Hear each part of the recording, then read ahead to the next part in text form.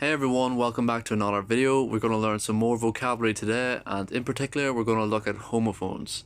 So you probably have not heard of the word homophone before, but you definitely know what they are, and they are very common in English. So we're going to learn what they are, we're going to learn some common examples of homophones, and some ones that very frequently confuse us, because homophones can be very confusing even to native English speakers sometimes. So you don't need to learn the word homophone, but just know what they are.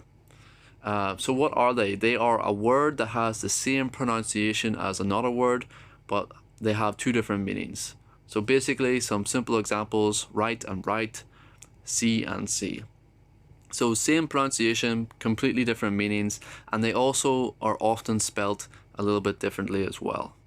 So this can be very confusing at times, especially in spoken English, because you can't tell the difference in spelling from speaking.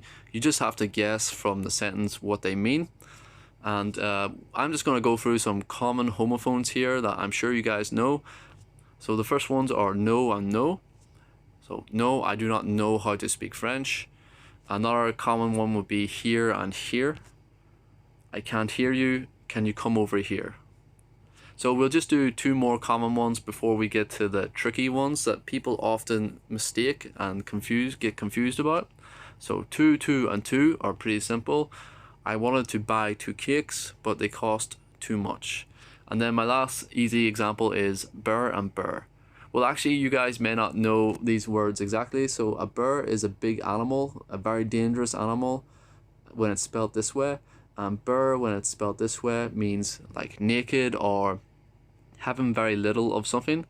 So you could say, I fought a Burr with my bare hands. So this is a horrible idea, because the Burr animal, will definitely kill you. And fighting with your bare hands is a common phrase in English. It means just using your fist, like no sword, no knife, no gun. And people will often joke, because it's such a common phrase, they will say a stupid joke like this here: fight with your bare hands, but they spell it like the animal, in saying that you have the animal for your hands. So now we'll move on to the more difficult and confusing homophones. So it's something that people always mix up, even native English speakers, would be accept and accept. So when spelt with an A, accept means to agree or take something. So you could say, I accept your apology. And with an E, it means not including something or other than. So if someone asks you to marry them and you say yes, you accepted that. And in this second little picture here, everyone is saying yes except that one person. And my example would be, I accept that dogs are cute, except the small noisy ones.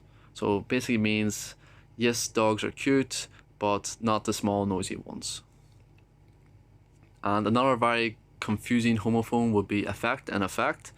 And again, with the A spelling at the start, it means to change or influence something, and this is normally a verb.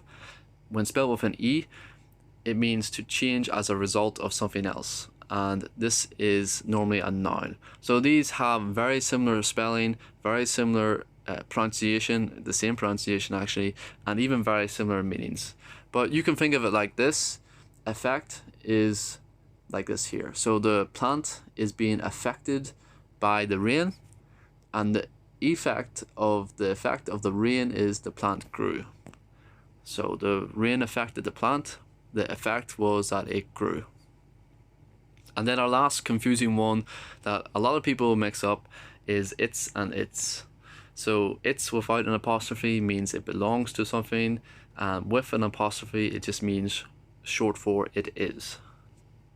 So two sentences here: she lost her phone, she thinks it's in the car, or my dog likes to eat its breakfast. So if you are ever confused about whether to say with apostrophe or not, just think, does it make sense to say it is instead? So she lost her phone, she thinks it is in the car, so that makes sense, so that's right. Or if you look at the second one, my dog likes to eat it is breakfast. So that doesn't make any sense. So that means it should be without the apostrophe. So guys, that is the end of our video today. Thank you very much for watching. Tune in for our next one on vocabulary. But until then, thank you and goodbye.